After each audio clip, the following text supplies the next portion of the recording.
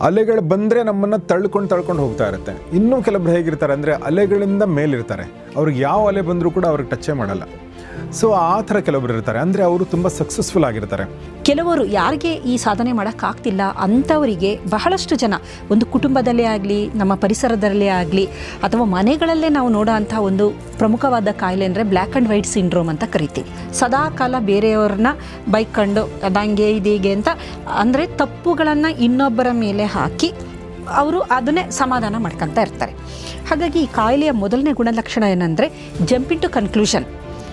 ಸಡನ್ನಾಗಿ ನಾನು ನೋಡಿದ ತಕ್ಷಣ ಏನೋ ನಾನು ನೋಡ್ತೀನಿ, ನಾನು ನಿರ್ಧಾರ ಮಾಡಿಬಿಡ್ತೀನಿ ಇದು ಹೀಗೆ ಆಗಿದೆ ಅಂತ. ಪೊಲಿಟಿಷಿಯನ್ ಅವನೆಷ್ಟು ಓಡೋದ್ನೋ ಇವರೆಷ್ಟು ಅವರು ಒಳ್ಳೆಯದು ಅವ್ರ ಬಾಯಿಂದ ಬರೋಕ್ಕೆ ಸಾಧ್ಯನೇ ಇಲ್ಲ. ನೋಡಿದ್ದೀನಿ ನಾನು ಬೇಕಾದಷ್ಟು ಜನ ಯಾವುದೇ ಘಟನೆ ಹೇಳಿ ಅವ್ರು ಹೇಳೋದೇ ನೆಗೆಟಿವ್, ಅವ್ರ ಕಣ್ಣು ಕಾಣೋದೇ ನೆಗೆಟಿವ್.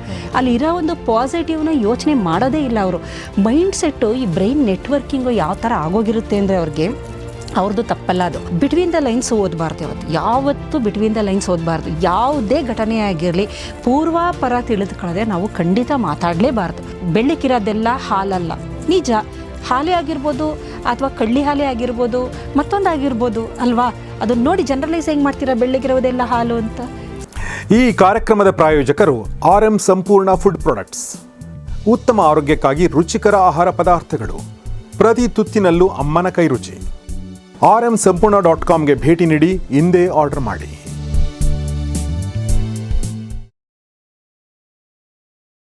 ಸ್ನೇಹಿತರೆ ನಮಸ್ಕಾರ. ಗೌರಿ ಶಕಿ ಸ್ಟುಡಿಯೋದ ವಿಶೇಷ ಕಾರ್ಯಕ್ರಮ ಫ್ಯಾಮಿಲಿ ಡಾಕ್ಟರ್, ನಿಮಗೆ ಆತ್ಮೀಯ ಸ್ವಾಗತ. ನಾನು ಗೌರಿ ಶಕಿ. ಫ್ಯಾಮಿಲಿ ಡಾಕ್ಟರ್ ಕಾರ್ಯಕ್ರಮದಲ್ಲಿ ನಮ್ಮೊಂದಿಗಿದ್ದಾರೆ ಡಾಕ್ಟರ್ ಮಾಲಿನಿ ಎಸ್ ಸುತ್ತೂರ್ ಅವರು, chairperson of department of genetics and genomics, university of Mysore. Madam, welcome to the show. ನಮಸ್ತೆ. ನಮಸ್ತೆ.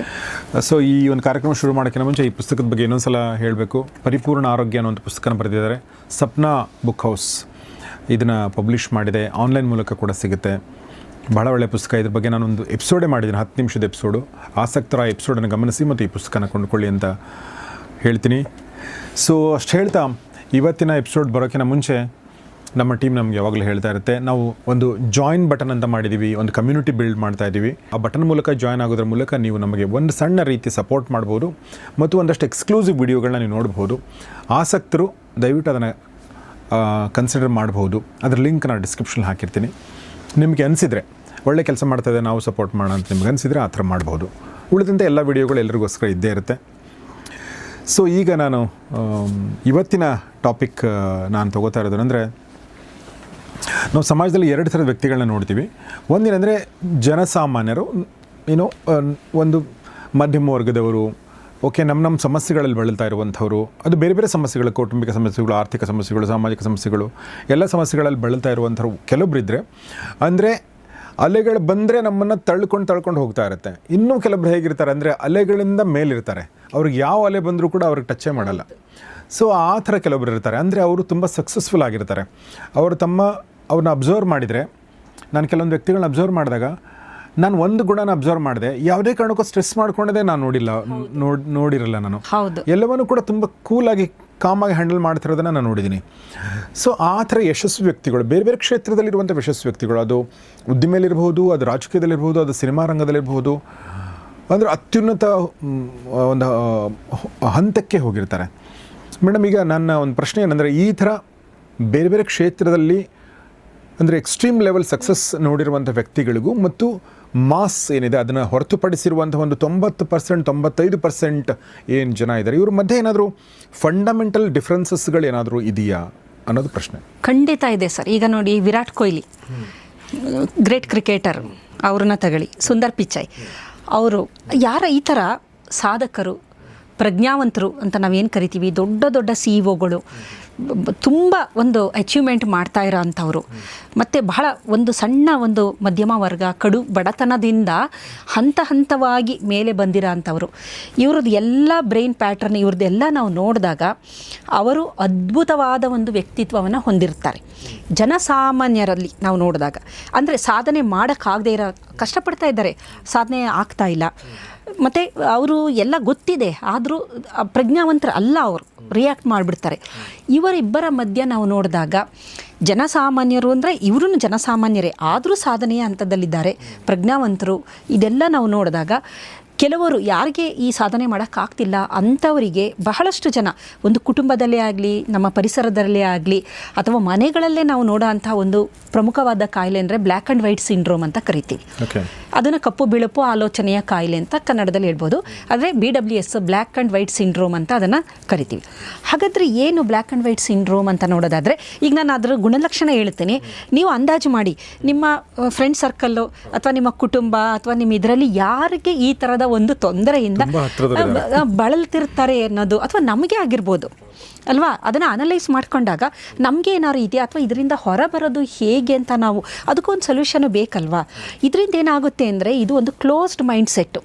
ಈ ಕಾಯಿಲೆಯಿಂದ ಬಳಲುತ್ತಿರುವವರಿಗೆ ಕ್ಲೋಸ್ಡ್ ಮೈಂಡ್ಸೆಟ್ ಇರುತ್ತೆ ಮತ್ತು ಆಪರ್ಚುನಿಟಿಗಳು ಸಿಕ್ಕೋದಿಲ್ಲ ಅವ್ರಿಗೆ.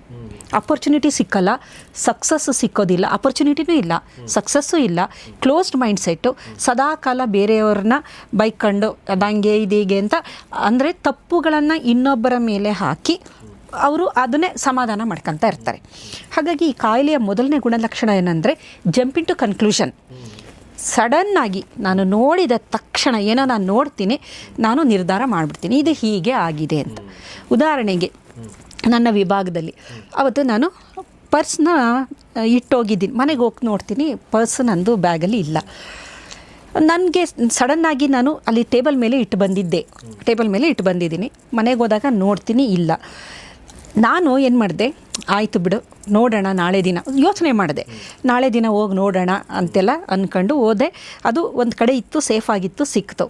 ಆದರೆ ಅಲ್ಲಿ ಇಲ್ಲ ಅಂದ ತಕ್ಷಣ ಸಡನ್ನಾಗಿ ನನ್ನ ಕನ್ಕ್ಲೂಷನ್ನು ಏನಾದರೂ ಆದರೆ ಅದನ್ನು ಯಾರೋ ತಗೊಂಬಿಟ್ಟಿದ್ದಾರೆ, ಅಲ್ಲಿ ಪಕ್ಕದಲ್ಲಿ ಒಬ್ಬ ನಿಂತಿದ್ದ ಅವನೇ ಎತ್ಕೊಂಡ್ಬಿಟ್ಟಿದ್ದಾನೆ. Jump into conclusion. ಬರೀ ಈಗ ಮನೇಲಿ ಬಹಳಷ್ಟು ಕಡೆ ಹಂಗೆ ನಡೆಯುತ್ತೆ, ಕೆಲಸದವರು ತೆಗ್ದಿರಲ್ಲ, ಅದು ಎಲ್ಲೋ ಒಂದು ಕಡೆ ಡಿಸ್ಪ್ಲೇಸ್ ಆಗಿರುತ್ತೆ ಆಯಿತಾ. ಸಡನ್ನಾಗಿ ಹೋಗಿ ಹುಡುಕೋದಿಲ್ಲ, ನಾನು ಎಲ್ಲಿಟ್ಟಿದ್ದೆ, ಫಸ್ಟ್ ಯೋಚನೆ ಮಾಡಬೇಕು ನಾನು ಎಲ್ಲಿಟ್ಟಿದ್ದೆ, ತಗೊಂಡಿದ್ದಾರೆ. ಆಮೇಲೆ ಇದರಲ್ಲಿ ಆಲೋಚನೆ ಮುಖ್ಯ, ಅದು ವರ್ತಾ, ತಗೊಳ್ಳೋಷ್ಟು ವರ್ತಾ, ಅದು ಇಲ್ವಾ, ತಗೊಂತಾರ, ಈ ಥರ ಎಲ್ಲ ಯೋಚನೆ ಮಾಡಿದೆ. Jump into conclusion. ಒಂದು ಪಾಸ್ ಕೊಡ್ತಾ ಇಲ್ಲ ನಾನು, ಜಂಪ್ ಇನ್ ಟು ಕನ್ಕ್ಲೂಷನ್. ಇದು ಎಲ್ಲ ಕಡೆನೂ ನಡೆಯುತ್ತೆ. ಈ ಥರದ ಒಂದು ಮೈಂಡ್ಸೆಟ್ ಹೊಂದಿರೋರಿಗೆ ಎಲ್ಲ ಕಡೆನೂ. ಈಗ ಮೊಬೈಲ್ ಫೋನ್ ಮಾಡಿದೆ ನಾನು, ಅದು ಮೊಬೈಲು ಒಂದು ಬ್ಯುಸಿ ಬಂತು ಅಥವಾ ಸ್ವಿಚ್ ಆಫ್ ಆಗಿತ್ತು, ಬೇಕು ಅಂತ ಆಫ್ ಮಾಡ್ಕೊಂಡಿದ್ದಾರೆ. ಕರೆಕ್ಟ್. ತಕ್ಷಣ ಕನ್ಕ್ಲೂಷನ್ನು ಅವರು ಏನೋ ಒಂದು ಪ್ರೋಗ್ರಾಮಲ್ಲಿ ಇದ್ದಾರೆ. ಈಗ ನಿಮ್ಮ ಬಗ್ಗೆನೇ ನಿಮ್ಮ ವೈಫು ಫೋನ್ ಮಾಡಿದ್ರು, ನೀವು ಪಿಕ್ ಮಾಡಲಿಲ್ಲ, ಬೇಕು ಅಂತ ಆಫ್ ಮಾಡ್ಕೊಂಡಿದ್ದಾರೆ, ನನ್ನ ಅವಾಯ್ಡ್ ಮಾಡೋಕ್ಕೆ ಮಾಡ್ತಾ ಇದ್ದಾರೆ. ಇನ್ನೂ ಜಾಸ್ತಿ ಥಿಂಕ್ ಮಾಡಿಬಿಟ್ರೆ ಏನೋ ಆಗಿದೆ ಕತೆ, ಅದಕ್ಕೆ ನನಗೆ ಫೋನ್ ಎತ್ತಿಲ್ಲ. ಅಲ್ಲಿ ಅದರ ಸಂದರ್ಭಗಳನ್ನು ನೋಡಿದ್ರೆ ನೀವು ಬ್ಯುಸಿ ಇರ್ತೀರಾ, ಅಥವಾ ನೆಟ್ವರ್ಕ್ ಇರೋದಿಲ್ಲ, ಅಥವಾ ನಿಮ್ಮದು ಇದು ಚಾರ್ಜ್ ಹೊರಟೋಗಿದೆ, ಎಲ್ಲ ಎಷ್ಟು ರೀಸನ್ಗಳಿರುತ್ತಲ್ವ. ಒಂದೇ ಒಂದು ಘಟನೆ ಹಿಂದೆ 10-15 ರೀಸನ್ಗಳು ಇರ್ಬೋದು. ಉದಾಹರಣೆಗೆ ನಮ್ಮ ಆಫೀಸ್ಗೆ ಒಬ್ಬ ಯಾರೋ ಅವತ್ತು ಅಟೆಂಡರು ಲೇಟಾಗಿ ಬಂದ ಅಂತ ಇಟ್ಕೊಳ್ಳಿ. ಬಂದಿದ್ದ ತಕ್ಷಣ ನಿಂದು ಇದೇ ಆಯಿತು, ಯಾವಾಗಲೂ ಹಿಂಗೆ ಬರ್ತೀಯ ನೀನು, ನಿನಗೆ ಮೆಮೊ ಇಶ್ಯೂ ಮಾಡ್ತೀನಿ ಅನ್ನೋರು ಇದ್ದಾರೆ. ಆದರೆ ಒಂದು ಕ್ಷಣ ಪಾಸ್ ಮಾಡಿ ಏನಕ್ಕಪ್ಪ ಲೇಟು ಅಂದಾಗ ಅವನೊಂದಷ್ಟು ಅವ್ನು ಹೇಳ್ತಾನೆ, ನಮ್ಮ ಮನೇಲಿ ಯಾರಿಗೋ ಹುಷಾರಿರಲಿಲ್ಲ ಮೇಡಮ್, ಹಾಸ್ಪಿಟ್ಲಿಗೆ ಕರ್ಕೊಂಡೋಗಿದ್ದೆ, ಲೇಟ್ ಆಯಿತು. ನಮ್ಮ ಬರಬೇಕಾದ್ರೆ ಗಾಡಿ ಪಂಚರ್ ಆಗಿತ್ತು, ಅಥವಾ ನಾನು ಬರಬೇಕಾದ್ರೆ ಯಾರಿಗೋ ಏನೋ ತೊಂದರೆ ಆಗಿತ್ತು, ನಾನು ಅವ್ರನ್ನ ಹಾಸ್ಪಿಟ್ಲಿಗೆ ಅಲ್ಲಿ ಅಪ್ರಿಷಿಯೇಟ್ ಮಾಡೋಂಥ ಜಾಗದಲ್ಲಿ ನಾನು ಅವನ್ನ ಡಿಸ್ಕರೇಜ್ ಮಾಡ್ತಾಯಿದ್ದೀನಿ, ಡಿಮೋಟಿವೇಟ್ ಮಾಡ್ತಾಯಿದ್ದೀನಿ. ಹಾಗಾಗಿ ಈ ಥರದ ಗುಣಗಳನ್ನು ಹೊಂದಿರುವ ವ್ಯಕ್ತಿಗಳಿಗೆ ಆಪರ್ಚುನಿಟಿಗಳು ಬರೋದಿಲ್ಲ ಯಾವತ್ತು, ಮತ್ತು ಸಕ್ಸಸ್ಸು ಇಲ್ಲ. ಒಂಥರ ಕ್ಲೋಸ್ಡ್ ಮೈಂಡ್ಸೆಟ್ಟಲ್ಲಿ ಇರ್ತಾರೆ ಅವರು. ಎರಡನೇದು, ಎಲ್ಲದರಲ್ಲೂ ನೆಗೆಟಿವಿಟಿ ಹುಡುಕ್ತಾರೆ. ಎಲ್ಲದರಲ್ಲೂ ನೆಗೆಟಿವಿಟಿ. ಏನೋ ಒಂದು ಬ್ರಿಡ್ಜ್ ಅಲ್ಲಿ ಕನ್ಸ್ಟ್ರಕ್ಷನ್ ಆಗ್ತಿದೆ ಅಂದರೆ ಬಿಡು, ಅವನು ಇಂಜಿನಿಯರ್ ಅವನೆಷ್ಟು ಓಡಿದ್ನೋ, ಆ ಪೊಲಿಟಿಷಿಯನ್ ಅವನೆಷ್ಟು ಓಡಿದ್ನೋ, ಇವರೆಷ್ಟು, ಅವರು ಒಳ್ಳೆಯದು ಅವ್ರ ಬಾಯಿಂದ ಬರೋಕ್ಕೆ ಸಾಧ್ಯನೇ ಇಲ್ಲ. ನೋಡಿದ್ದೀನಿ ನಾನು ಬೇಕಾದಷ್ಟು ಜನ, ಯಾವುದೇ ಘಟನೆ ಹೇಳಿ ಅವ್ರು ಹೇಳೋದೇ ನೆಗೆಟಿವ್, ಅವ್ರ ಕಣ್ಣು ಕಾಣೋದೇ ನೆಗೆಟಿವ್. ಅಲ್ಲಿ ಇರೋ ಒಂದು ಪಾಸಿಟಿವ್ನ ಯೋಚನೆ ಮಾಡೋದೇ ಇಲ್ಲ ಅವರು. ಮೈಂಡ್ಸೆಟ್ಟು, ಈ ಬ್ರೈನ್ ನೆಟ್ವರ್ಕಿಂಗು ಯಾವ ಥರ ಆಗೋಗಿರುತ್ತೆ ಅಂದರೆ ಅವ್ರಿಗೆ, ಅವ್ರದ್ದು ತಪ್ಪಲ್ಲ, ಅದು ಬಾಲ್ಯದಿಂದ ಎಲ್ಲ ನಡ್ಕೊಂಬಂದಿರೋ ಅಂಥದ್ದು. ನಮ್ದು ಇದೆಲ್ಲ ಈ ಆಲೋಚನೆಗಳು, ನೆಗೆಟಿವಿಟಿ ಇದೆಯಲ್ಲ ಎಸ್ಪೆಷಲಿ, ಅದು ಬಾಲ್ಯದ ಘಟನೆಗಳು. ಅವ್ರ ಮೆದುಳು ಯಾವಾಗಲೂ ಸರ್ವೈವಲ್ ಮೋಡಲ್ಲಿರುತ್ತೆ. ನಮ್ಮ ಮೆದುಳು ಹೆಂಗೆ ಅಂತಂದರೆ, ಥ್ರೆಟ್ ಯಾವಾಗಲೂ ಅಲರ್ಟ್ ಆಗಿರುತ್ತೆ. ಥ್ರೆಟ್ ಬರುತ್ತೆ, ನಾನು ಸರ್ವೈವ್ ಆಗಬೇಕು ಅನ್ನೋ ಮೋಡಲ್ಲೇ ಮೆದುಳಿರೋ ಅಂಥದ್ದು. ಇವ್ರದ್ದು ಬ್ರೈನ್ ನೆಟ್ವರ್ಕಿಂಗ್ ಹೆಂಗಾಗಿರುತ್ತೆ ಅಂತಂದರೆ, ಪ್ರತಿಯೊಂದು ನಾವು ಸಾಮಾನ್ಯ ನೋಡಿ, ನಾವು ನೆಗೆಟಿವಿಟಿಗೆ ಅಟ್ರ್ಯಾಕ್ಟ್ ಆಗೋಷ್ಟು ಪಾಸಿಟಿವ್ಗೆ ಆಗೋದಿಲ್ಲ. ಎಲ್ಲರೂ ಅಷ್ಟೇ. ಅದರಲ್ಲಿ ಸ್ವಲ್ಪ ನಮ್ಮ ಬ್ರೈನ್ನ ನ್ಯೂರೋಪ್ಲಾಸ್ಟಿಸಿಟಿ ಡೆವಲಪ್ ಮಾಡಿಕೊಂಡು ಎಲ್ಲ ಮಾಡ್ಕೊಂಡಿದ್ದವ್ರಿಗೆ ಅವರು ಪಾಸಿಟಿವ್ ಕಡೆ ವಾಲ್ತಾರೆ. ಪಾಸಿಟಿವ್ ಕಡೆ ವಾಲುವಂಥವರು ಕೇವಲ ಒಂದು 5% ಇರ್ಬೋದು 100 ಜನ ತಗೊಂಡ್ರೆ. ಇನ್ನು 95% 90% ನೆಗೆಟಿವ್ ಕಡೆಗೇ ವಾಲ ಅಂತವರು. ಕಾರಣ ಏನಂತಂದರೆ ಸರ್ವೈವಲ್ ಮೋಡ್, ಬ್ರೈನ್ ಯಾವಾಗಲೂ ಸರ್ವೈವಲ್, ಥ್ರೆಟ್ ಇದೆ ಅನ್ನೋದು ಒಂದು ನೆಗೆಟಿವ್. ಅಂದರೆ ಅಲರ್ಟ್ ಆಗಿರಬೇಕು ಅನ್ನೋ ಕಾರಣಕ್ಕೆ ವೈರಿಂಗ್ ಆ ಥರ ಆಗೋಗಿದೆ, ಅದು ಯಾವಾಗಲೂ ನೆಗೆಟಿವ್ ಆಗಿದೆ. ನನ್ನ ಯಾರೋ ಸಾಯಿಸಕ್ಕೆ ಬರ್ತಾ ಇದ್ದಾರೆ, ನಾನು ಅವ್ರನ್ನ ಹೊಡಿಬೇಕು, ಅಷ್ಟೇ ಅದು ಆ ಒಂದು ನೆಟ್ವರ್ಕ್, ಆ ಒಂದು ಮೈಂಡ್ ಸೆಟ್. ಹೌದು. ಈಗ ನೋಡಿ ಕತ್ಲೆ ಅಂತಂದರೆ ಅಲ್ಲಿ ಹಿಂದೆ ಇದೆಲ್ಲ ಯಾಕೆ ಈ ಥರ ಆಗಿದ್ದು ಅಂತಂದರೆ ಸರ್ವೈವಲ್ಗೆ. ಕತ್ಲೆ ಇದ್ದಿದ್ದ ಕಡೆ ಮನುಷ್ಯ ಮೊದಲು ಈ ಒಂದು ಗುಹೆಗಳಲ್ಲಿ ಎಲ್ಲ ಇದ್ದಾಗ ಒಂದು ಕರಡಿ ಇರ್ಬೋದು, ಆ ಗುಹೆಯಲ್ಲಿ ಒಂದು ಹುಲಿ ಬಂದು ಸೇರ್ಕೊಂಡಿರ್ಬೋದು. ಕತ್ತಲೆ ಎಂದಾಗ ಅವನು ಕತ್ತಲೆ ಅಂದರೆ ಅಲರ್ಟ್ ಆಗಿರ್ಬೇಕು ನಾನು ಅನ್ನೋ ಒಂದು ಇದಕ್ಕೆ ನಮ್ಮ ಬ್ರೈನ್ ಹೆಂಗಾಗಿದೆ ಅಂದರೆ ಕತ್ತಲೆ ಅಂದಾಗ ಭಯ ನಮಗೆ. ಈಗ ಕತ್ತಲೆ ರೂಮಲ್ಲಿ ಬಂದರೆ ಯಾವ ಹುಲಿ ಸಿಂಹ ಇರಲ್ಲ, ಬಟ್ ಅದು ಈ ಬ್ರೈನ್ ನೆಟ್ವರ್ಕಿಂಗು ಹೆಂಗೆ ಆಗೋಗಿದೆ ಅಂದರೆ ಆ ಥರ ಎವಲ್ಯೂಷನರಿ ಪ್ರಾಸೆಸ್ಸಲ್ಲಿ ಈಗಲೂ ಕತ್ತಲೆ ಅಂದಾಗ ನಾವು ಹುಲಿ ಸಿಂಹ ಅನ್ನಲ್ಲ, ದೇವ ಪಿಶಾಚಿಗಳು ಮಕ್ಕಳುಗಳು ಹೆದರ್ಕೊಳ್ಳುತ್ತೆ. ಕತ್ತಲೆ ಅನ್ನೋದು ಒಂದು ಭಯನೇ ಸೃಷ್ಟಿ ಮಾಡುತ್ತೆ. ಅಂದರೆ ಈ ನೆಗೆಟಿವಿಟಿ ಬಗ್ಗೆ ನಾನು ಹೇಳ್ತಿದ್ದೆ ಅಲ್ಲ, ಈ ಥರದ ಮೈಂಡ್ಸೆಟ್ ಇರುವಂಥವ್ರು ಯಾವಾಗಲೂ ನೆಗೆಟಿವೇ. ಅವರು ಯಾವುದೇ ವಿಚಾರ, ಯಾವ್ದಾದ್ರು ವ್ಯಕ್ತಿ ಒಳ್ಳೆಯವನು ಅಂತಂದರೆ ಅವರು ನೆಗೆಟಿವ್ ಪಾರ್ಟ್ ಆಫ್ ದ ವ್ಯಕ್ತಿನೇ ನೋಡ್ತಾರೆ ಹೊರತು ಅವನಲ್ಲಿರುವ ಪಾಸಿಟಿವ್ನ ನೋಡೋದೇ ಇಲ್ಲ. ಇದು ಸೆಕೆಂಡ್ ಕ್ರೈಟೀರಿಯಾ ಅಂತ ಹೇಳ್ಬೋದು. Third one generalisation. ಎಲ್ಲ ಪೊಲಿಟಿಷಿಯನ್ನು ಕೆಟ್ಟವರು ಅಥವಾ ಯಾರೋ ಒಬ್ಬರು ಮಾಡಿದಾರಲ್ಲಿ ಅಲ್ಲ, ಒಂದಷ್ಟು ಜನ ಇರ್ತಾರೆ, ಒಂದಷ್ಟು ಜನ ಒಳ್ಳೆಯವರು ಇರ್ತಾರಲ್ವ. ನಿಮಗೆ 50-50 ಯಾವುದೇ ಆದರೂ ನಿಮಗೆ ಒಂದು 50-50 ಚಾನ್ಸ್ ಇದ್ದೇ ಇರುತ್ತೆ. ಯಾವುದೋ ಹುಡುಗಿ ಮೋಸ ಮಾಡಲು, ಎಲ್ಲ ಹೆಂಗಸರು ಕೆಟ್ಟವರು, ಎಲ್ಲ ಹುಡುಗಿರು ಮೋಸ ಮಾಡ್ತಾರೆ, ಆಗುತ್ತಾ? ಇಲ್ಲ. ಅದರ ಚಾನ್ಸಸ್ ಇದೆ, ಒಳ್ಳೆಯವರು ಇರ್ತಾರೆ. ಒಬ್ಬ ಹುಡುಗ ಮೋಸ ಮಾಡ್ದ, ಗಂಡಸರೆಲ್ಲ ಕೆಟ್ಟವರು. ಈ ಫೆಮಿನಿಸ್ಟ್ ಹಂಗೆ, ಅವ್ರಿಗೇನೋ ಒಂದು ಮೋಸ ಆಗಿರುತ್ತೆ, ಅವರು ಪ್ರೊಜೆಕ್ಟ್ ಮಾಡೋದು ಇಡೀ ಜಗತ್ತಲ್ಲಿರುವ ಗಂಡಸರೆಲ್ಲ ಕೆಟ್ಟವರು. ಆಮೇಲೆ ಯಾರಿಗೋ ಒಬ್ಬನಿಗೆ ಆ ಹುಡುಗಿ ಏನೋ ಮೋಸ ಮಾಡಿದ್ದಾಳೆ, ಅವನು ಪ್ರೊಜೆಕ್ಟ್ ಮಾಡೋದು ಎಲ್ಲ ಹೆಂಗಸರು ಕೆಟ್ಟವರು. ಹಂಗಿರಲ್ಲ. ಅದು ಒಳ್ಳೆಯವರು ಇರ್ತಾರೆ, ಕೆಟ್ಟವರು ಇರ್ತಾರೆ. ಪೊಲಿಟಿಷಿಯನ್ಸ್ಗಲ್ಲೂ ಒಳ್ಳೆ ಇರ್ತಾರೆ, ಕೆಟ್ಟವರು ಇರ್ತಾರೆ. ಪೊಲೀಸಲ್ಲೂ ಅಷ್ಟೇ ಒಳ್ಳೆಯವರು ಇರ್ತಾರೆ. ಅಂದರೆ ಎಲ್ಲ ಪ್ರೊಫೆಷನ್, ಎಲ್ಲದರಲ್ಲೂ ಒಳ್ಳೆಯದು ಕೆಡುಕು ಎರಡೂ ಇರುತ್ತೆ. ಒಂದು ಕೋಮು, ಒಂದು ಪಕ್ಷ, ಎಲ್ಲದು ದೇಶ, ಎಲ್ಲದೂ ಕೂಡ ಎಲ್ಲದರಲ್ಲೂ ಬರುತ್ತೆ, ಇರಲೇಬೇಕದು. That is the universal truth. ಅದು ಯೂನಿವರ್ಸಲ್ ಟ್ರೂತ್, ಅದು ವಾಸ್ತವ. ಅದು ನಾವು ಹಾಗಂದ್ಕೊಳ್ಳಲ್ಲ. ಇವ್ರೇನು ಮಾಡ್ತಾರೆ, ಜನರಲೈಸ್ ಮಾಡಿಬಿಡ್ತಾರೆ. ಈಗ ಒಂದು ಜನಾಂಗ ಅಂದರೆ ಎಲ್ಲ ಕೆಟ್ಟವರು ಇರ್ತಾರ, ಒಳ್ಳೆಯವರು ಇರಲ್ವ? ಅದರಲ್ಲಿ ಇದ್ದೇ ಇರ್ತಾರೆ. ಕೋಮುವಾದ ಬರೋದೇ ಅಷ್ಟೇ. ಯಾವುದೋ ಒಂದು ಜನಾಂಗ ಅಂದರೆ ಎಲ್ಲ ಕೆಟ್ಟವರು, ಖಂಡಿತ ಇಲ್ಲ, ಅದರಲ್ಲೂ ತುಂಬ ಒಳ್ಳೆಯವರು ಇರ್ತಾರೆ.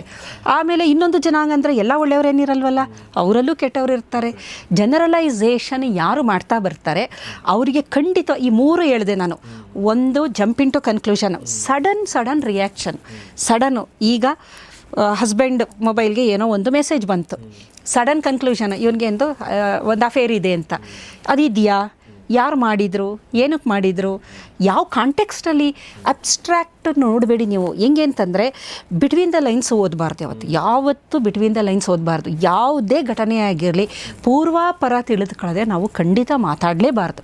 ಈಗ ಯಾವುದೇ ವಿಚಾರ ಏನೋ ನನಗೆ ಕೇಳಿದ್ರೆ ನನಗೆ ಪೂರ್ವಾಪರ ಗೊತ್ತಿಲ್ಲ ಅಂದರೆ ನಾನು ಮಾತಾಡೋಕ್ಕೆ ಹೋಗಬಾರ್ದು. ಅದನ್ನು ಏನಾಗುತ್ತೆ, ಜಂಪ್ ಇನ್ ಟು ಕನ್ಕ್ಲೂಷನ್ ಅಥವಾ ನೆಗೆಟಿವಿಟಿ. ಥರ್ಡ್ ಅದು ಜನರಲೈಸೇಷನು. ನಾನು ಸಾಮಾನ್ಯವಾಗಿ ಅಷ್ಟೊಂದು ಈ ಕಾಮೆಂಟು ಓದೋದಿಲ್ಲ. ಈಗ ನಮ್ಮ ಒಂದು ಪ್ರೋಗ್ರಾಮ್ದೆ ಅದರಲ್ಲಿ ಯಾವುದೋ ಸುಮ್ಮನೆ ಒಂದು ಸಲ ಕಾಮೆಂಟ್ ಓದಬೇಕಾದ್ರೆ ನಮ್ಮ ಹಿಂದಿನ ಯಾವುದೋ ಒಂದು ವಿಡಿಯೋ ಬಗ್ಗೆ ನಾನು ತಂದೆ ತಾಯಿಗಳು ಮಕ್ಕಳನ್ನ ಯಾವ ರೀತಿ ಬೆಳೆಸಬೇಕು ಅಂದರೆ, ನೀವು ಆದಷ್ಟು ಸಮಯನ ಕೊಡಿ.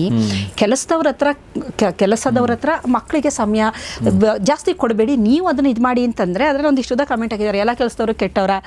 ಜನರಲೈಸ್ ಯಾಕೆ ಮಾಡ್ತಿದ್ದೀರಾ? ನಾನು ಹೇಳೋದು ಒಂದು ಆದಷ್ಟು ನೀವು ಸಮಯ ಕೊಡಿ ಅಂತ ನಿಮ್ಮೊಳದಕ್ಕೆ ನಾನು ಹೇಳ್ತಿರೋದು ಹೊರತು ನಾವು ಎಲ್ಲ ಕೆಲಸದವ್ರು ಕೆಟ್ಟವರ ಇರಲ್ಲ, ಅಲ್ಲೂ ಒಳ್ಳೆಯವರು ಇರ್ತಾರೆ. ಆದರೆ ಅವರು ಬೆಳೆದಿರುವ ವಾತಾವರಣ, ಅವರ ಒಂದು ಎಜುಕೇಷನ್ನು, ಇದನ್ನೆಲ್ಲ ನೋಡಿದ್ರೆ ಮಕ್ಕಳಿಗೆ ಪೂರಕವಾಗಿ ಅವ್ರಿಗೆ ಅಷ್ಟೊಂದು ಸಪೋರ್ಟ್ ಮಾಡೋಕ್ಕಾಗಲ್ಲ ಅಂತ ಹೇಳಿದೆ ಹೊರತು ಕೆಟ್ಟವರು. ಇದು ಈಗ ನೋಡಿ ಕಾಮೆಂಟಲ್ಲಿ ನಾವು ನೋಡಿದಾಗಲೇ ಗೊತ್ತಾಗುತ್ತೆ ಎಷ್ಟು ಜನಕ್ಕೆ ಈ ಥರ ತೊಂದರೆ ಇದೆ ಅಂತ.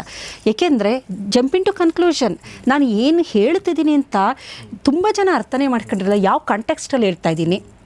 ಕೆಲವೊಂದು ವಿಡಿಯೋಗಳಲ್ಲಿ ಗಂಡಸರೆಲ್ಲ ಹಂಗೇನಾ, ಅದ್ರ ಯಾಕೆ ಇದು ಜನರಲೈಸ್ ಮಾಡ್ತೀರಾ? ನಾನು ಹೇಳ್ತಾ ಇರೋದು ಈ ಥರನೂ ಇರುತ್ತೆ. ಸಾಧ್ಯತೆಗಳನ್ನು ಹೇಳ್ತಾ ಇದ್ದೀನಿ. 100ಕ್ಕೆ 100 ಜಗತ್ತಲ್ಲಿ ಯಾವುದೂ ಇರಲ್ಲ. ಸಾಧ್ಯತೆಗಳಿರುತ್ತೆ, ಡಿವಿಯೇಷನ್ಗಳಿರುತ್ತೆ, ಒಳ್ಳೆಯದು ಇರುತ್ತೆ, ಕೆಟ್ಟದ್ದು ಇರುತ್ತೆ. ಪ್ರಾಬಬಿಲಿಟಿ ಅಂತ ಅದನ್ನೇ ನಾವು ಹೇಳೋದು. ಹಾಗಾಗಿ jump into conclusion, negativity, generalisation, ಇವು ಮೂರು ಯಾರು ಮಾಡ್ತಾರೆ ಖಂಡಿತವಾಗ್ಲೂ they suffer from black and white syndrome ಅಂತ ನ್ಯೂರೋ ಸೈಂಟಿಸ್ಟ್ಗಳು ಹೇಳ್ತಾರೆ. ಅದು ನಾವೇ ಆಗಿರ್ಬೋದು, ನಮ್ಮ ಮನೇಲೇ ಆಗಿರ್ಬೋದು. ಒಬ್ಬರು ಆ ಥರದವರು ಒಂದು ಕಡೆ ಇತ್ತು ಅಂದರೆ ಎಂಟೈರ್ ವಾತಾವರಣ ಹಾಳಾಗುತ್ತೆ. ನೆಗೆಟಿವಿಟಿ ಇರೋ ಅಂಥವರು jump into conclusion, sudden reaction, ಅವ್ರು ಅಲ್ಲೇ ಹೇಳ್ಬಿಡ್ತಾರೆ ಸ್ಪಾಟಲ್ಲಿ, ಯೋಚನೆನೇ ಮಾಡೋದಿಲ್ಲ. ಇದು ಆಗಿರಬಹುದು ಅನ್ನೋದನ್ನು ಥಿಂಕ್ ಮಾಡಲ್ಲ. ಕಾರಣ ಅವರು ಯಾವಾಗಲೂ ಸದಾ ಲಿಂಬಿಕ್ ಸಿಸ್ಟಮಲ್ಲೇ ಇರ್ತಾರೆ. ಮೆದುಳಿನ ಲಿಂಬಿಕ್ ಸಿಸ್ಟಮ್ ಏನಿದೆ ಅದು ಯಾವಾಗಲೂ ಫೈಟ್ ಫ್ಲೈಟ್ ಮೋಡಲ್ಲೇ ಇರುತ್ತೆ.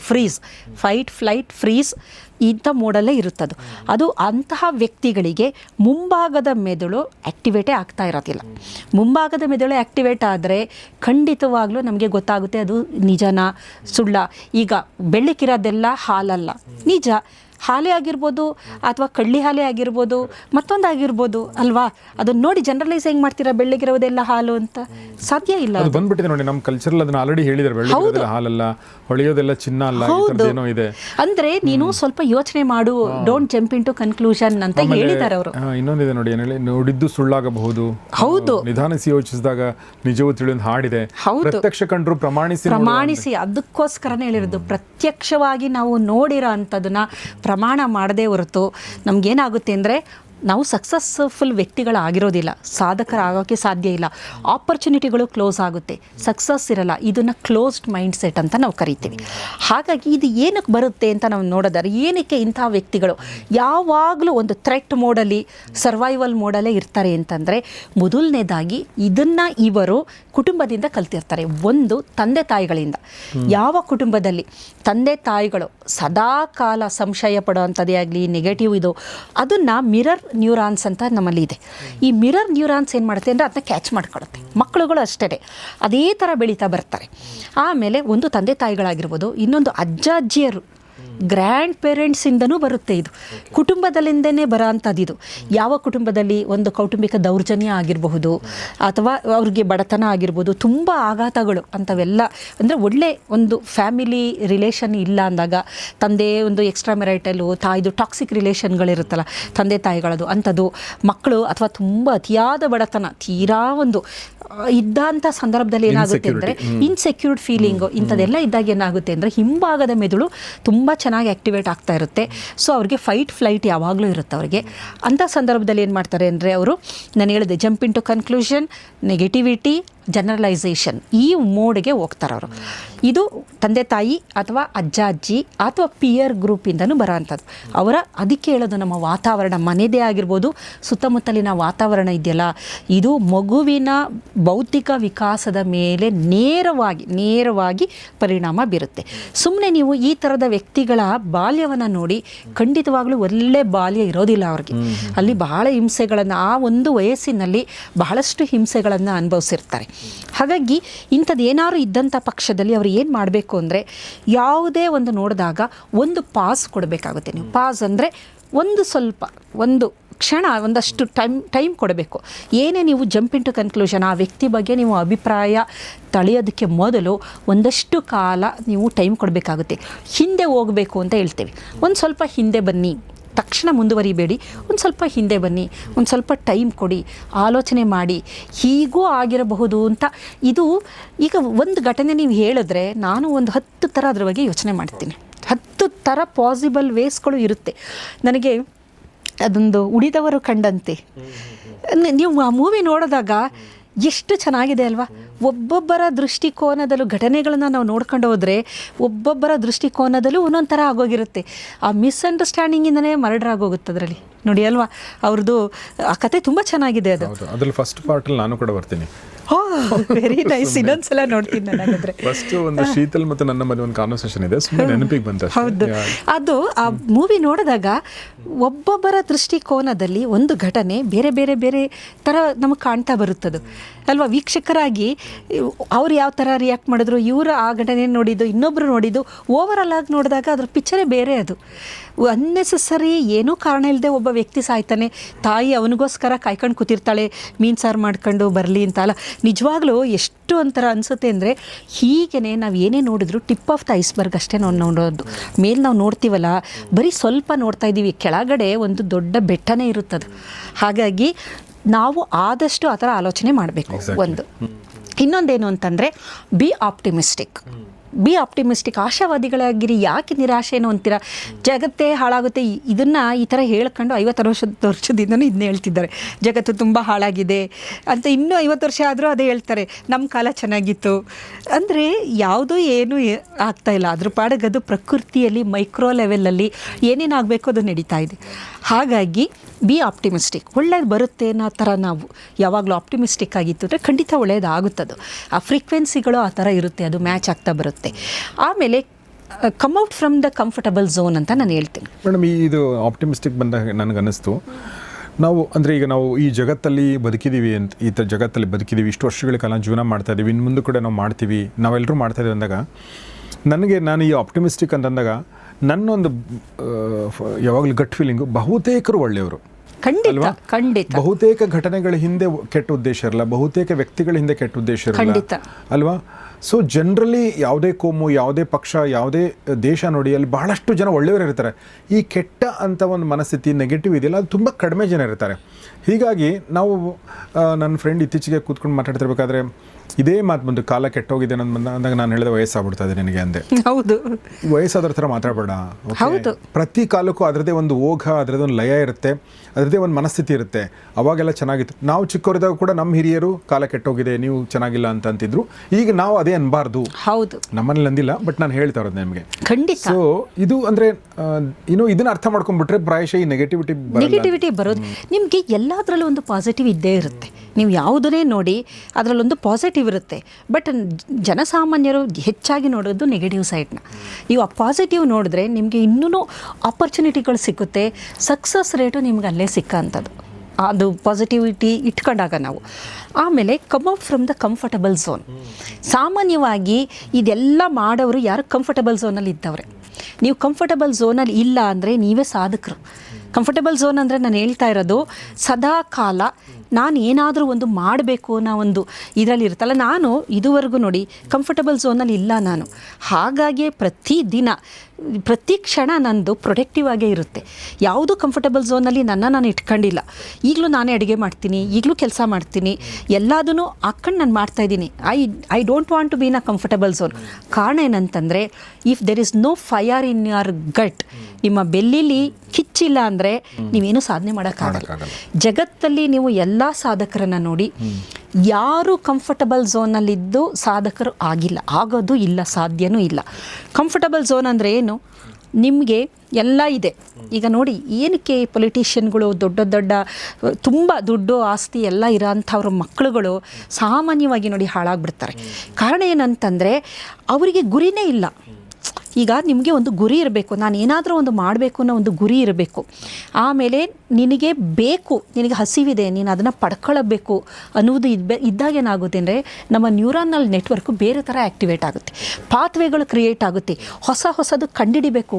ಮನುಷ್ಯ ಇಷ್ಟು ಕಂಫರ್ಟ್ ಏನಕ್ಕೆ ತಗೊಂಡಿದ್ದಾನೀಗ ಅಂದರೆ ಅವನು ಕಂಫರ್ಟಬಲ್ ಝೋನಲ್ಲಿ ಇರಲಿಲ್ಲ. ಮೊದಲು ಅವನು ಬೇಟೆ ಆಡಬೇಕಾದ್ರೆ ಹಸಿ ಮಾಂಸ ತಿಂತಿದ್ದ, ಅವಾಗ ಕಂಫರ್ಟಬಲ್ ಆಗ್ತಿರಲಿಲ್ಲ. ಆವಾಗ ಬೆಂಕಿ ಕಂಡಿಡ್ದ, ಸುಟ್ಕೊಂಡು ತಿನ್ನೋಕ್ಕೆ ಶುರು ಮಾಡ್ದ, ಕಂಫರ್ಟಬಲ್ ಆಗಲಿಲ್ಲ. ಆಮೇಲೆ ಅದಕ್ಕೆ ಸ್ಪೈಸ್ ಹಾಕ್ದ, ಒಂದಷ್ಟು ಮಸಾಲೆಗಳು ತಿಂದ, ಕಂಫರ್ಟಬಲ್ ಆಗಲಿಲ್ಲ, ಎಣ್ಣೆಗೆ ಬಂತು, ಅದರಲ್ಲಿ ಕರ್ಕೊಂಡು ತಿಂದ. ಅಂದರೆ ನೀವು ಸದಾ ಕಾಲ ಹುಡುಕುವಿಕೆಯಲ್ಲಿರ್ತೀವಲ್ಲ, ಹೊಸದು ನಮಗೆ ಗೊತ್ತಾಗೋದು, ನಮ್ಮ ಮೆದುಳಿನಲ್ಲಿರುವ ನರಕೋಶಗಳು ಆ್ಯಕ್ಟಿವೇಟ್ ಆಗಿ ಹೊಸ ಪಾತ್ವೆ ಕ್ರಿಯೇಟ್ ಮಾಡಿ ನಮ್ಮ ಹಿಪ್ಪೋ ಕ್ಯಾಂಪಸ್ ಆಗ್ಬೋದು, ಅಮೆಗ್ಡೆಲಾ ಆಗ್ಬೋದು, ಪ್ರೀಫ್ರಾಂಟಲ್ ಕಾರ್ಟೆಕ್ಸ್ ಇವೆಲ್ಲ ಆ್ಯಕ್ಟಿವೇಟ್ ಆಗಬೇಕು ಅಂದರೆ ಕಂಫರ್ಟಬಲ್ ಝೋನಲ್ಲಿ ಇದ್ದಾಗ ಖಂಡಿತ ಸಾಧ್ಯ ಇಲ್ಲ. ಜಗತ್ತಿನಲ್ಲಿ ಯಾರೇ ಸಾಧಕರು ಅಂತ ನಾವು ನೋಡೋದಾದರೆ ಅವರು ಯಾರು ಕಂಫರ್ಟಬಲ್ ಝೋನಲ್ಲಿ ಇದ್ದವರಲ್ಲ. ಎಸ್, ಇದರಲ್ಲಿ ಒಂದು ಪಾಯಿಂಟ್ ಆ್ಯಡ್ ಮಾಡ್ಬೇಕು ಅಂದ್ಕೊಂಡೆ. ಕಂಫರ್ಟಬಲ್ ಝೋನ್ ಅಂತಂದರೆ ನಿಮ್ಮ ಹತ್ರ ಎಲ್ಲ ಇದೆ ಅಂತಂದರೆ ಅದು ಕಂಫರ್ಟಬಲ್ ಝೋನ್ ಅಲ್ಲ. ಕಂಫರ್ಟಬಲ್ ಝೋನ್ ಅಂದರೆ ಏನಂತಂದರೆ, ನಾನು ಯಾವುದ್ರಲ್ಲಿದ್ದೀನೋ ಅಲ್ಲೇ ಇರ್ತೀನಿ, ನಾನು ಹೊರಗಡೆ ಹೋಗಲ್ಲ, ನಾನು ಟ್ರೈ ಮಾಡೋಕ್ಕೆ ಹೋಗಲ್ಲ ಅನ್ನೋದು. ಅಂದರೆ ಫಾರ್ ಎಕ್ಸಾಂಪಲ್, ನೀವು ಕಷ್ಟಪಟ್ಟು, ಈಗ ಮೇಡಮ್ ಕಷ್ಟಪಟ್ಟು ಎಕ್ಸಾಮ್ ಎಲ್ಲ ಪಾಸ್ ಮಾಡಿ ಅವರು ಲೆಕ್ಚರ್ ಆದರು. ಲೆಕ್ಚರ್ ಆದಮೇಲೆ ಅವ್ರಿಗೆ HOD ಆಗಬೇಕಂತ ಅನ್ನಿಸ್ತು. HOD ಆದಮೇಲೆ HOD ಆಗಿ ನನ್ನ ಕೆಲಸ ನಾನು ಮಾಡ್ಕೊಂಡು ಇರ್ತೀನಿ ಅಂತಲ್ಲ. ಅವರು ನೋಡಿ ಟ್ರಾವೆಲ್ ಮಾಡ್ಕೊಂಡು ಇಲ್ಲಿ ಬಂದು ಶೂಟ್ ಮಾಡಿಕೊಂಡು ಇನ್ನೊಂದು ಕಡೆ ಹೋಗಿ ಇನ್ನೊಂದು ಕೆಲಸ ಮಾಡ್ಕೊಂಡು ಅಡುಗೆ ಮಾಡಿಕೊಂಡು, ಇದು ಯಾಕೆ? ಈಗ ಕಂಫರ್ಟಬಲ್ ಆಗಿದ್ದಿಲ್ಲವಲ್ಲ ನಾವು ಯಾರು 90% ಜನ ಒಂದು ಕಂಫರ್ಟಬಲ್ ಪೊಸಿಷನ್ ಸಿಕ್ಕ ತಕ್ಷಣ ಅದನ್ನು ಮೀರಿ ಹೋಗುವಂಥ ಒಂದು ಅದಕ್ಕೆ ರಿಸ್ಕ್ ಅಲ್ಲ ಆ್ಯಕ್ಚುಲಿ, ಬಟ್ ಅವ್ರು ರಿಸ್ಕ್ ಅನ್ಕೋತಾರೆ. ಹೌದು, ಇದಕ್ಕೇನು ದೊಡ್ಡದಾಕಪ್ಪ, ಸಾಕಲ್ವ ಇಷ್ಟು, ಹೌದು, ಒಂದು ನೌಕರಿ ಸಿಕ್ತು, ಸಾಕಿಷ್ಟು ಅಂತ. ಈಗ ನಮಗೆ ಈ ಟಿ ವಿ ಸಿಕ್ತು ನಾನು ಸಾಕು ಅಂತ ಕೂತ್ಕೊಂಡು ಟಿ ವಿನೇನು ಸಿಗ್ತಿರಲಿಲ್ಲ, ಖಂಡಿತ ಬಿಟ್ಟು ಬಂದೆ. ಟಿ ವಿನೇನು ಸಾಕು ಅಂತ ಕೂತ್ಕೊಂಡಿದ್ರೆ ನಂಗೆ ಸುವರ್ಣ ನ್ಯೂಸ್ ಸಿಗ್ತಿರಲಿಲ್ಲ, ನನಗೆ ತುಂಬ ಜನ ಪರಿಚಯ ಆಗ್ತಿರಲಿಲ್ಲ. ನಾನು ಟಿ ವಿನೇ ಸಾಕು ಅಂತ ಕೂತ್ಕೊಂಡಿದ್ರೆ ನನಗೆ ಚಾನಲ್ ಮಾಡೋಕ್ಕಾಗ್ತಿರಲಿಲ್ಲ, ಸ್ಕೂಲ್ ಮಾಡೋಕ್ಕಾಗ್ತಿರಲಿಲ್ಲ. ಅಂದರೆ ಪ್ರತಿಯೊಂದರಲ್ಲೂ ಸ್ಟ್ರಗಲ್ ಇದ್ದೇ ಇರುತ್ತೆ, ಸಂಕಷ್ಟ ಇದ್ದೇ ಇರುತ್ತೆ. ಬಟ್ ಅದನ್ನ ಮೀರಿ ಏನೋ ಮಾಡ್ಬೇಕು ಅನ್ನೋದಿದೆಯಲ್ಲ. ಆಮೇಲೆ ಎಲ್ಲ ಮುಗಿದ ಮೇಲೂ ಕೂಡ ಎಲ್ಲ ಆಗಿದೆ ಅಲ್ವಾ ಅಂತಂದ್ರೆ ಆಗಲ್ಲ. ಇವತ್ತೇನೋ ಹೊಸದು ನಾವು ಕ್ರಿಯೇಟ್ ಮಾಡ್ಕೋತೀವಿ, ಇನ್ನೊಂದೇನೋ ಮಾಡ್ಬೇಕಂತ ಅನ್ಸುತ್ತೆ. ಅಂದ್ರೆ ನಾನೇನೋ ಸಾಧನೆ ಮಾಡಿದ್ದೀನಿ ಅಂತ ಅಂದ್ಕೊಳ್ಳಲ್ಲ, ಬಟ್ ನಾ ಹೇಳ್ತಿರೋದು ಮನಸ್ಥಿತಿ ಬಗ್ಗೆ ಹೇಳ್ತಾರೆ. ಸೊ ಆಮೇಲೆ ಶ್ರೀಮಂತರ ಮಕ್ಕಳು ಅಂತ ಬಂದು ನೀವು ಹೇಳಿದಾಗ ನಾನು ಅಬ್ಸರ್ವ್ ಮಾಡಿದೆ, ಶ್ರೀಮಂತಿಕೆ ಅಂತಂದರೆ ಅವನಿಗೆ ಕಾರ್ ಇದೆ, ಮನೆ ಇದೆ, ಎಲ್ಲ ಇದೆ. ಆದರೆ ಭಾಳಷ್ಟು ಜನ ಮಕ್ಕಳಿಗೆ ಶ್ರೀಮಂತರು ಕೆಲವರು ನಾನು ನೋಡಿದ್ದೀನಿ, ನಮ್ಮ ಐಡೆಂಟಿಟಿ ಕ್ರಿಯೇಟ್ ಮಾಡಕ್ಕೆ ಹೊರಡ್ತಾರೆ. ಕೆಲವರು ಅಪರೂಪಕ್ಕೆ ಆ ಥರ ಮಾಡಿ ಸಾಧಕರಾಗಿದ್ದಾರೆ, ಅವರೇ ಸಾಧಕರು. ಆದರೆ ಎಲ್ಲ ಈಗ ಬೆಳಗ್ಗೆ ನೋಡಿ ಈಗ ಏನಾಗುತ್ತೆ, ಎಲ್ಲ ಇದೆ. ಬೆಳಗ್ಗೆ ಎದ್ದಾಗ ಏನು ಮಾಡೋದು, ಏನೋ ಒಂದು ಕೆಲಸ ಇರಬೇಕು, ಒಂದು ಗುರಿ ಇರಬೇಕಲ್ವಾ.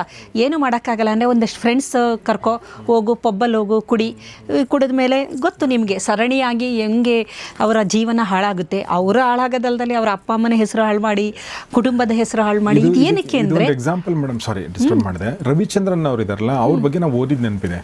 ಅವರು ತಂದೆ ತುಂಬ ದೊಡ್ಡ ಪ್ರೊಡ್ಯೂಸರ್ ಕರ್ನಾಟಕದಲ್ಲಿ, ಎನ್ ವೀರಾಸ್ವಾಮಿ ಅಂತ. ನಾಗರಹಾವು ಮಾಡಿದರವರೇ. ಇವರು ಬೆಳ್ಳಿ ಚಮಚ ಅಲ್ಲ, ಬಂಗಾರ ಚಮಚ ಇಟ್ಕೊಂಡೇ ಹುಟ್ಟಿದವರು.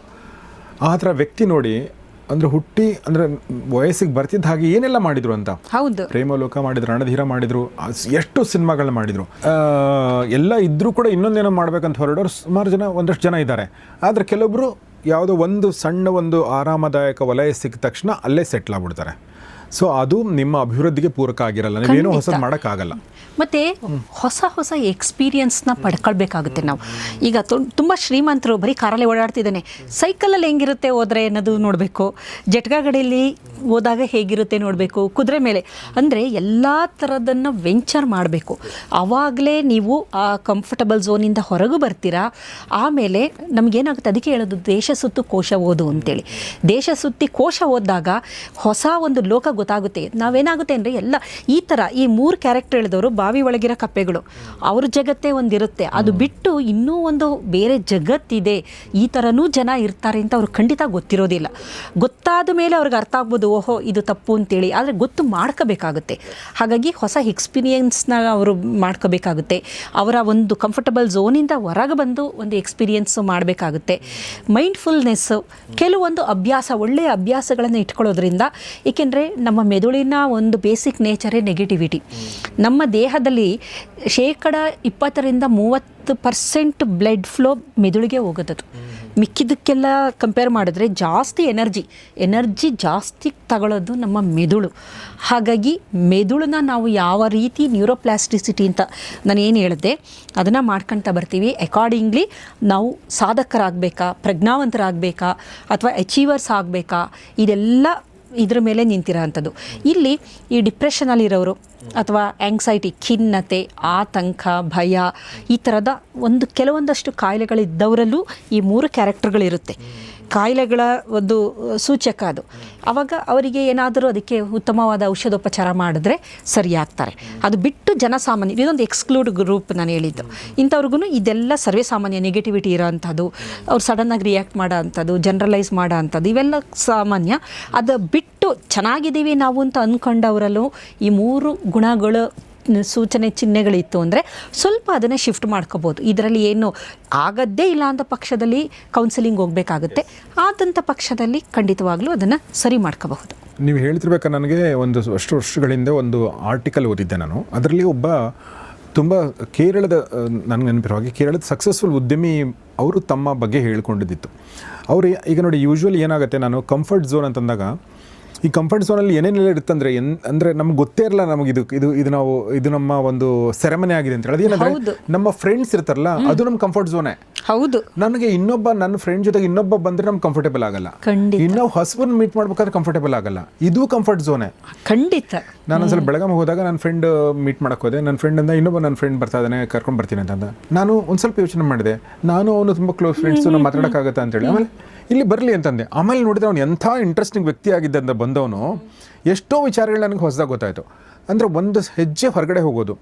ನಾನೇನು ಹೇಳ್ಬೇಕು ಅಂದ್ಕೊಂಡಿದ್ದಂದರೆ, ಈ ಕೇರಳದ ಉದ್ಯಮಿ ಏನು ಮಾಡ್ತಾರೆ ಅಂದರೆ ಅವ್ರು ಹೇಳಿದರು, ನಿಮ್ಮ ಸಕ್ಸಸ್ನ ಗುಟ್ಟುಗಳಲ್ಲಿ ಏನೋ ಒಂದು ಹೇಳಿ ಅಂದಾಗ ಅವ್ರು ಹೇಳಿದರು, ಅವ್ರು ಏನಂದರೆ ಪ್ರತಿದಿನ ಮಧ್ಯಾಹ್ನದ ಊಟವನ್ನು ಸ್ಟ್ರೇಂಜರ್ ಜೊತೆ ಮಾಡ್ತಾರೆ ಅವರು.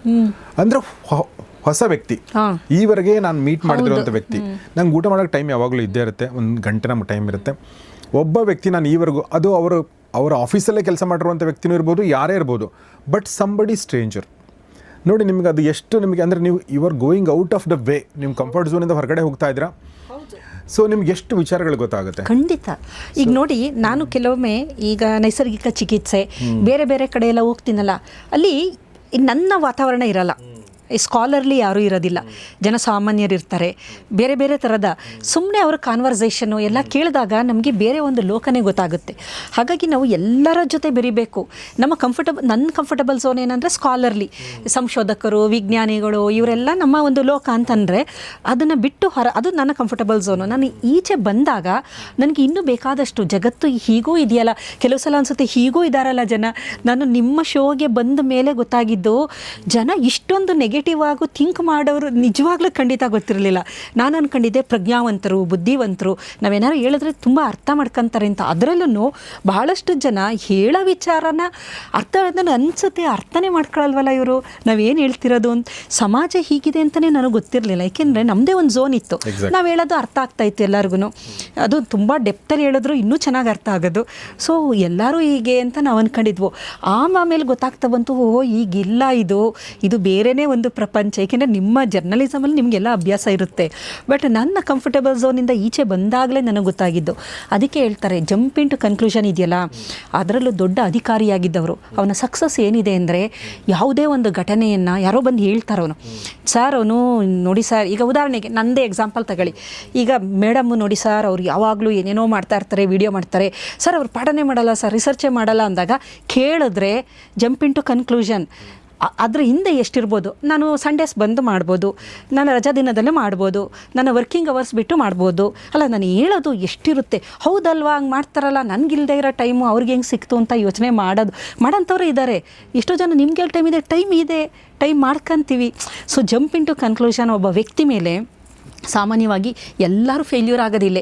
ಗ್ರೇಟ್ ಅಡ್ಮಿನಿಸ್ಟ್ರೇಟರು ತುಂಬ ಚೆನ್ನಾಗಿರ್ತಾರೆ, ಎಲ್ಲ ಚೆನ್ನಾಗಿರುತ್ತೆ, ಸುತ್ತಮುತ್ತ 4 ಜನ ಇರ್ತಾರೆ, ಅವರು ಯಾವಾಗಲೂ ಸದಾ ಕಿವಿಗೆ ತುಂಬೋದು. ಅವ್ರಿಗೆ ಯಾರು ಆಗೋದಿಲ್ಲ, ಅವ್ರ ಬಗ್ಗೆ ಕಿವಿಗೆ ತುಂಬ್ತಾರೆ.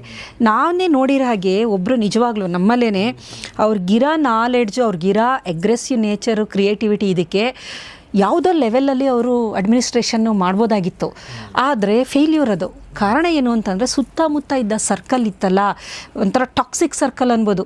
ಈ ಸುತ್ತಮುತ್ತ ಇದ್ದವರು ಅವರು ಬೇಳೆ ಬೇಯಿಸ್ಕೊಳ್ಳೋಕ್ಕೆ ಅವ್ರಿಗೆ ಆಗದಿದ್ದವ್ರ ಮೇಲೆ ಸದಾಕಾಲ ಕಿವಿ ತುಂಬೋದು. ಅವ್ರು ಹಾಗೆ ಹೀಗೆ ಇವರು ಯೋಚನೆ ಮಾಡಲ್ಲ, ಹೌದಾ ಇಲ್ವಾ, ನಿಜನಾ, ಖಂಡಿತ ಇಲ್ಲ, ತಕ್ಷಣ ರಿಯಾಕ್ಷನು ಆಯಿತು, ಅವ್ನಿಗೆ ಸರಿಗೆ ಬುದ್ಧಿ ಕಲಿಸು, ಇವ್ರಿಗೆ ಸರಿಗೆ ಬುದ್ಧಿ ಕಲಿಸು. ಸೊ ಫೈನಲಿ ಏನಾಯಿತು ಅಂದರೆ, ಇವರ ಒಂದು ವರ್ಚಸ್ ಏನಿದೆ ಕಮ್ಮಿ ಆಯಿತು, ಇವರ ಬಗ್ಗೆ ಜನಾಭಿಪ್ರಾಯ ತಪ್ಪಾಯಿತು.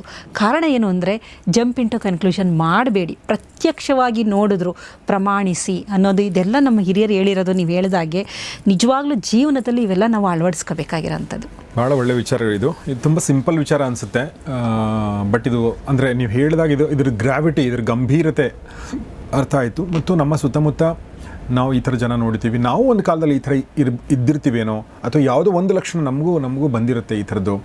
ಸೊ ಅವರ ಪೀರಿಯಡ್ ಆಫ್ ಟೈಮ್ ಅರ್ಥ ಮಾಡ್ಕೊಳ್ತಾ ಹೋಗ್ತೀವಿ, ಆದರೆ ಅರ್ಥ ಆಗದೇ ಇರೋವಂಥವ್ರು ಸಂಖ್ಯೆ ಸುಮಾರು ಇರುತ್ತೆ. ಹೀಗಾಗಿ ನನ್ನ ಒಂದು ರಿಕ್ವೆಸ್ಟ್ ಏನಂದರೆ, ಈ ಒಂದು ವಿಡಿಯೋನ ನಿಮ್ಮೆಲ್ಲ ಸ್ನೇಹಿತರೊಂದಿಗೆ ಶೇರ್ ಮಾಡಿ ಅಂತ ಹೇಳ್ತಾ, ಆಮೇಲೆ ನಾನು ಫೈನಲಾಗಿ ಏನು ಹೇಳೋಕ್ಕೆ ಇಷ್ಟಪಡ್ತೀನಿ, ಇದು ಆ್ಯಕ್ಚುಲಿ ಏನಂದರೆ, ಇಲ್ಲಿ ಒಂದು ಪಾಯಿಂಟ್ ಮಾಡ್ತೀವಿ ನಾವು, ಈ ಅಂಶಗಳು ಇಲ್ಲದಿರುವಂಥ ವ್ಯಕ್ತಿಗಳು ಸಕ್ಸಸ್ಫುಲ್ ಆಗಿರ್ತಾರೆ. ಖಂಡಿತ. ಸೊ ಅದು ತುಂಬ ಮುಖ್ಯ. ಹೌದು. ನೀವು ಯಾವುದೇ ಶ್ರೇಷ್ಠ ವ್ಯಕ್ತಿ ನೋಡಿದರೂ ಕೂಡ ಅವ್ರ ಹತ್ರ ಈ ಕ್ವಾಲಿಟಿಗಳಿರಲ್ಲ. ಹೀಗಾಗಿ ಎಲ್ಲರೂ ಕೂಡ ಯಶಸ್ವಿ ವ್ಯಕ್ತಿಗಳಾಗಬೇಕಂತ ಅಂದ್ಕೊಂಡಿದ್ದೀವಲ್ವ ನಾವು. ಹೀಗಾಗಿ ಈ ಥರದ ಗುಣಗಳನ್ನ ಆದಷ್ಟು ಅವಾಯ್ಡ್ ಮಾಡಿಕೊಂಡು ಉತ್ತಮರಾಗುವತ್ತ ನಾವು ಹೆಜ್ಜೆ ಇಡೋಣ ಅಂತ ಹೇಳ್ತಾ, ನಾನು ಡಾಕ್ಟರ್ ಮಾಲಿನಿ ಮೇಡಮ್ಗೆ ನಿಮ್ಮೆಲ್ಲರ ಪರವಾಗಿ ಧನ್ಯವಾದಗಳನ್ನ ಹೇಳ್ತೀನಿ. ಮೇಡಮ್ ತುಂಬ ಥ್ಯಾಂಕ್ಸ್, ನಮ್ಮ ಜೊತೆ ಇಷ್ಟೊತ್ತು ವಿಚಾರಗಳನ್ನ ಶೇರ್ ಮಾಡಿದ್ರಿ. ಸ್ನೇಹಿತರೆ, ನಿಮ್ಮೆಲ್ಲ ಸ್ನೇಹಿತರೊಂದಿಗೆ ಇದನ್ನು ಶೇರ್ ಮಾಡಿ. ಭಾಳ ಇಂಪಾರ್ಟೆಂಟ್ ಆಗಿರುವಂಥ ವಿಡಿಯೋ ಅಂತ ನನಗೆ ಅನಿಸುತ್ತಿದ್ದು. ಮತ್ತು ನಿಮ್ಮ ಅನಿಸಿಕೆಗಳನ್ನ ದಯವಿಟ್ಟು ಕಮೆಂಟ್ ಬಾಕ್ಸಲ್ಲಿ ತಿಳಿಸಿ. ಅಂದರೆ ನಾವು ಇಲ್ಲಿ ಯಾರೂ ಜಡ್ಜ್ ಮಾಡ್ತಾ ಇಲ್ಲ, ಎಲ್ಲರೂ ಹೀಗೆ ಅಂತ ಹೇಳ್ತಾರೆ, ಮತ್ತು ಹಾಗೆ ಅನ್ಕೋಬೇಡಿ. ಮತ್ತೆ ನೀವು ಜಂಪ್ ಇನ್ ಟು ಕನ್ಕ್ಲೂಷನ್, ಎಲ್ಲರೂ ಹೀಗೆ ಇದ್ದಾರೆ, ನಾವು ಮಾತ್ರ ಚೆನ್ನಾಗಿದ್ದೀವಿ ಅಂತ ಏನು ಹೇಳ್ತಾ ಇಲ್ಲ. ಲಕ್ಷಣಗಳಿರೋ ಸಾಧ್ಯತೆ ಇದೆ, ಅದರಿಂದ ಹೊರಗಡೆ ಬರೋದು ಹೇಗೆ ಅನ್ನೋದ್ರ ಬಗ್ಗೆ ನಾವು ಮಾತಾಡಿದ್ವಿ. ಸೊ ನಿಮ್ಮೆಲ್ಲ ಸ್ನೇಹಿತರೊಂದಿಗೆ ಶೇರ್ ಮಾಡಿ. ನೋಡ್ತಾರೆ ಗೌರಿಶಕ್ತಿ ಸ್ಟುಡಿಯೋ, ನೋಡ್ತಾರೆ ಫ್ಯಾಮಿಲಿ ಡಾಕ್ಟರ್ ಕಾರ್ಯಕ್ರಮ. ನಮಸ್ಕಾರ. ಈ ಕಾರ್ಯಕ್ರಮದ ಪ್ರಾಯೋಜಕರು RM ಸಂಪೂರ್ಣ ಫುಡ್ ಪ್ರಾಡಕ್ಟ್ಸ್. ಉತ್ತಮ ಆರೋಗ್ಯಕ್ಕಾಗಿ ರುಚಿಕರ ಆಹಾರ ಪದಾರ್ಥಗಳು, ಪ್ರತಿ ತುತ್ತಿನಲ್ಲೂ ಅಮ್ಮನ ಕೈ ರುಚಿ. RMSampurna.comಗೆ ಭೇಟಿ ನೀಡಿ, ಇಂದೇ ಆರ್ಡರ್ ಮಾಡಿ.